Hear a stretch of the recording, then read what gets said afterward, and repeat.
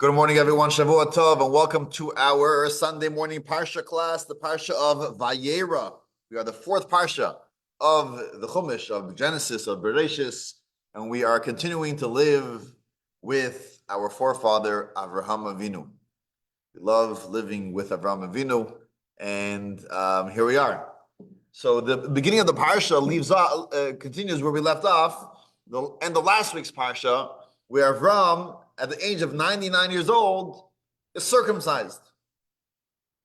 No. Himself, he does it himself. Yeah. You can imagine that. No. You can't imagine that. And that's where we open up in this week's Parsha. It's 3 days, Rashi tells us, it's 3 days post-circumcision. And what they tell us that the most difficult day post-circumcision is the third day. First day, the second day, I don't know exactly what it is, but that takes 3 days. But the third day is the hardest. Third day is the hardest. And Avram is desperate. Why is Avram desperate? Because Avram knows nothing better than inviting guests. Avram is the epitome of kindness. And all that he wants to do is just have the opportunity to have a guest over, to give them lunch, to have the breakfast, come, lay down, here's a bed. Just be there to help others. That's what Avram loves. And that's what he gets his energy, gets his strength. And so the people, it's like, hey, I could go out there, I could socialize, I could invite people, I could help other people, but I need my rest. Every once in a while, I'm tired, I need my time out, right? For Avram, this was his enjoyment. He enjoyed hosting. And therefore, even though he was after circumcision and he was ill, he was sick, he was weak, but all he wanted to do was, I need at least a guest. So he stood at the edge of his tent, outside of his tent, or he sat outside his tent, and he was hoping to see a passerby, to say, hey, come in, let me help you out. Here's a hot drink, here's some food. But God also knew this. And God with him? Wait, God was with him, yes. But God also knew this. And so God didn't want him to be hosting people, right? You have to rest. You have to relax. It's like my mother, after she had her babies, she was also just naturally always cleaning up, feeding, serving, whatever, just run around the house. I remember my father would tell her, just lay down.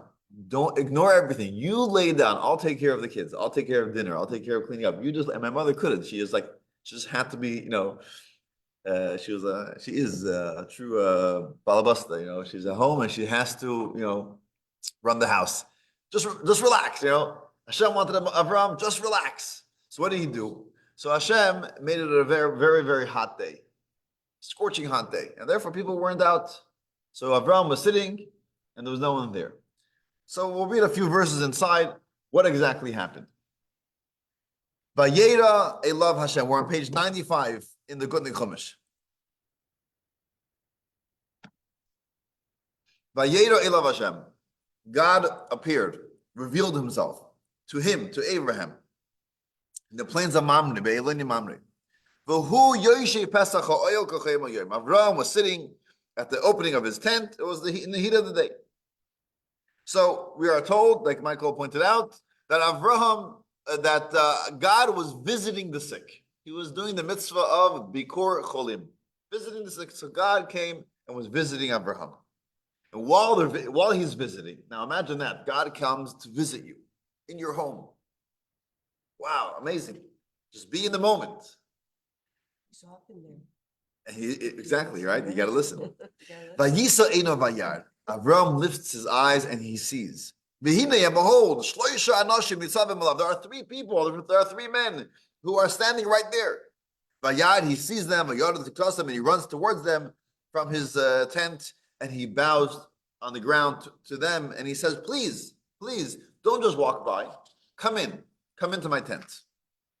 Now this incident, I think we spoke about many times in previous years, this itself shows on the great mitzvah of Hachnas Zarchim, of hosting guests, that even when God was present with him, Abraham knew that what's even more important then being with God is thinking about another. He had that sensitivity to even notice another person and to run out and to invite them in. And he comes and he washes. They wash their feet. They come in and he gives them food. But I want to skip to verse 8. What was the food that he gives them? Vayikach chema v'cholav. He took cream, milk, uven haboker asher asa, and the cows that he has prepared. So he gives them meat and milk, or more like milk and meat. Okay, we'll get back to that in a second. Vayiten al anar, and placed it in front of the angels. I'm sorry. But angels don't eat. He puts it before them. And he stood there under the tree as they ate or pretended to eat. Right. So we know angels don't eat. So they made as if they were eating out of, because we know that these were not ordinary people. These were angels that were sent by God. As the story continues, where these angels were the ones who again reinforced God's promise to Abraham that he will have a child next year, and they also went later to save Lot from Sodom and to destroy Sodom. That's as the Parsha continues with the story of these angels, what they were here for. But what we see over here is that Abraham invited them in, he prepared food, and what did he serve them? Milk and meat. Tongue. Each one got their own tongue. With mustard, exactly. Okay. By milk. So what's the question? The question of that Michael is wondering is Kosher. milk and meat? They weren't keeping kosher? No. We're keeping kosher.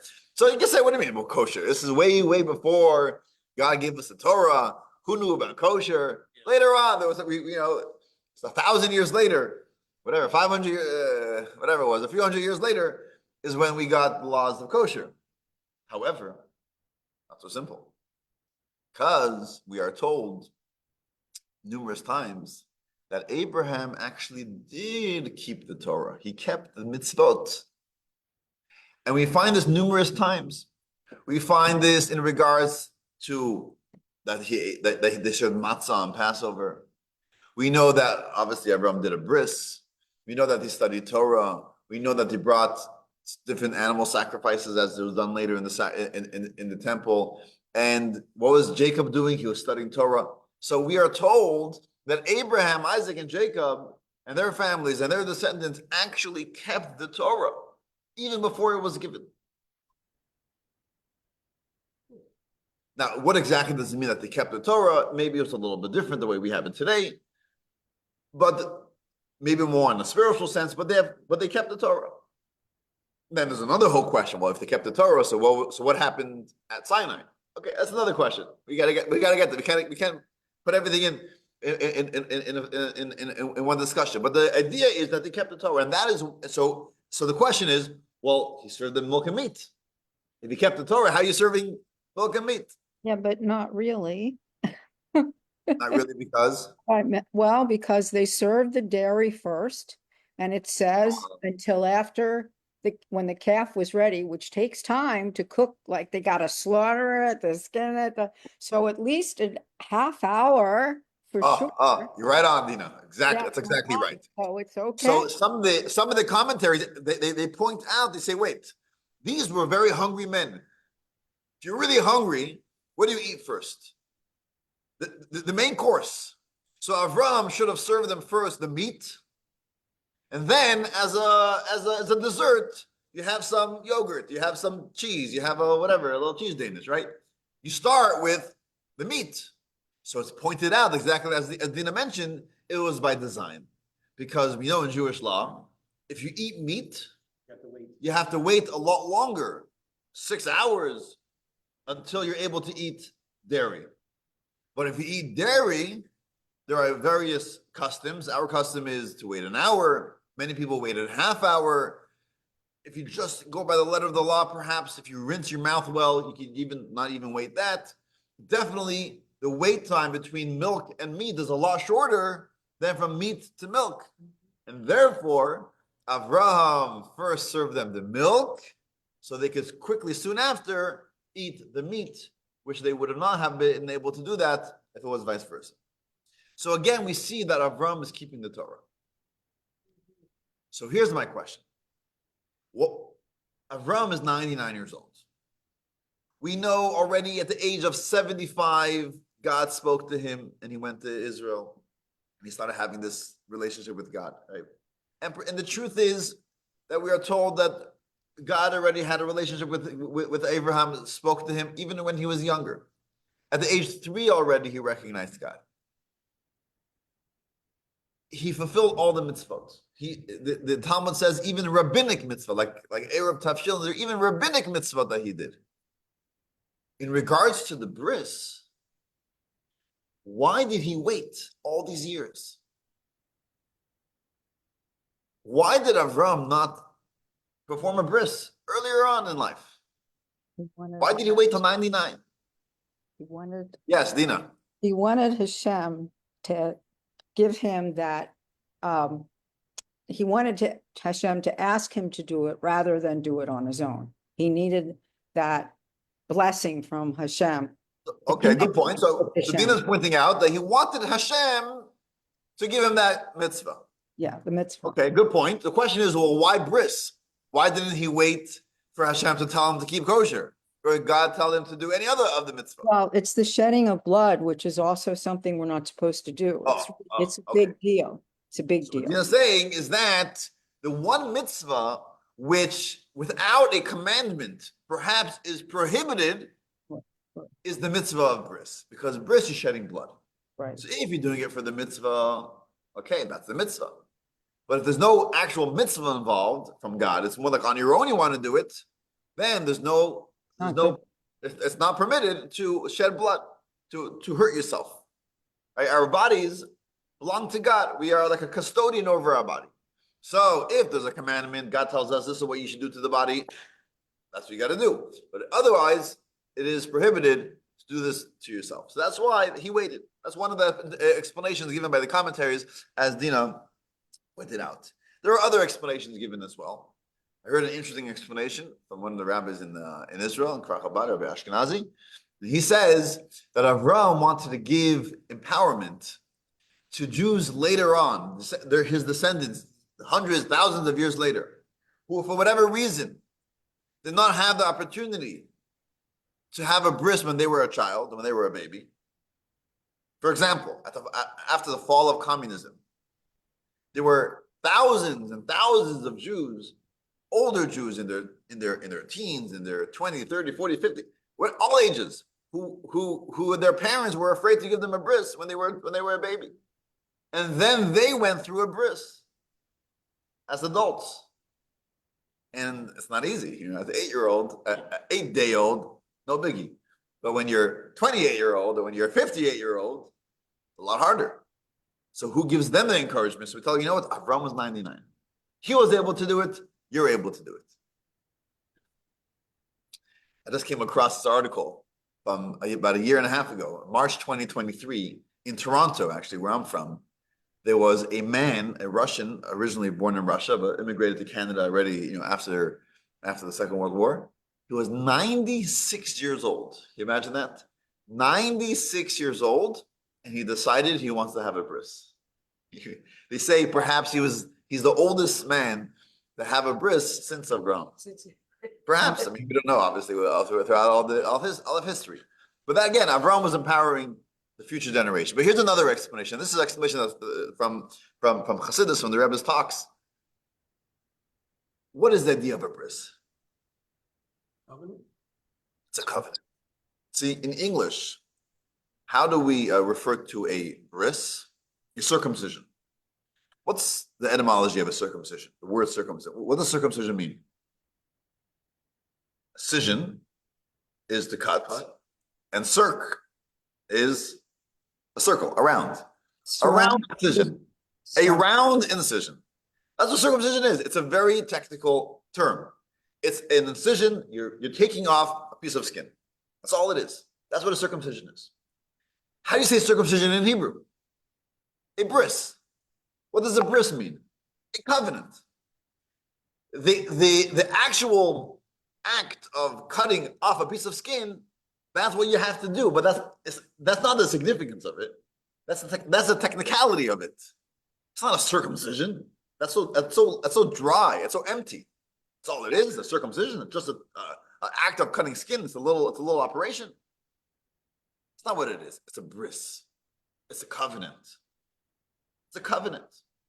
Now, to have a covenant, you need two parties involved, right? It can't be a one-way covenant. So if you quickly turn back to page 91, and if you have a different chumash, we're talking the Parsha of Lech Lecha, chapter 17, verse 13. Keep your eye on the parking lot. People coming in, but Okay. no. Okay, you let me know what's going on there. They're out there. It started? Okay, we got a few minutes. So this is when God is speaking to Abraham about the circumcising himself and his family and his whole household. So verse 13 says, those born in your house and those purchased with your money shall be circumcised. And here's the key words. And my covenant shall be in your flesh as an everlasting covenant. Bris olam. And it's mentioned also previously as well. A bris olam, an eternal covenant. Okay? Abraham, 99 years old. At this point, he doesn't have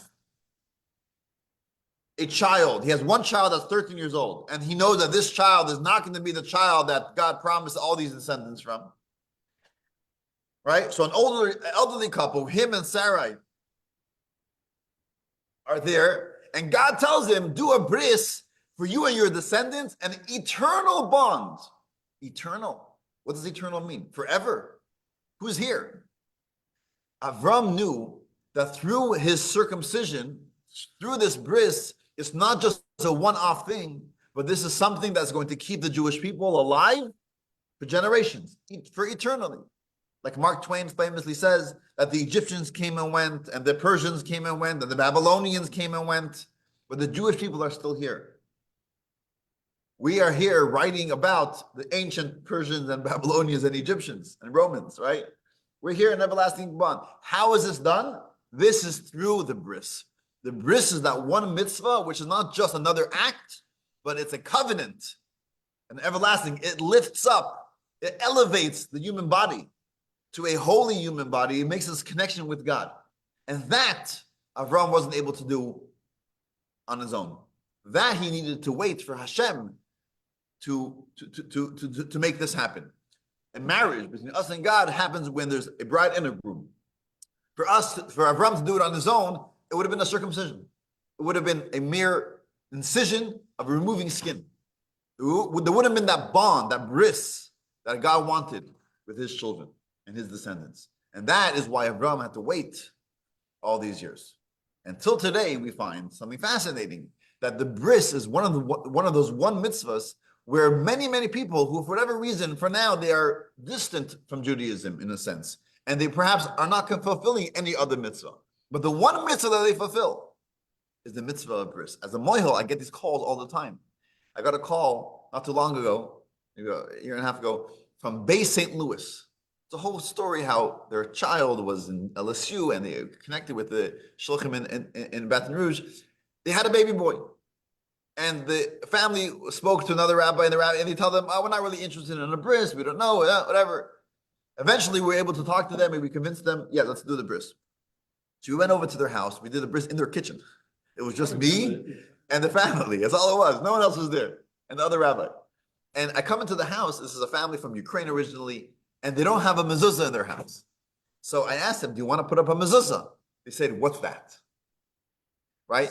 What that told me is that a family who doesn't even know what a mezuzah is, but they still want a circumcision. They still want a bris. I mean, that is something we go back to Avraham. Hashem tells him that the bris is going to be a bris olam, an eternal bond, that your descendants, thousands of years later, they may not know anything else other than they're Jewish, and the one mitzvah that they want to fulfill is the mitzvah of bris. And that is the secret to Jewish continuity, doing a bris and fulfilling the mitzvah, practical mitzvah. That is what keeps us going and the miracle of our survival.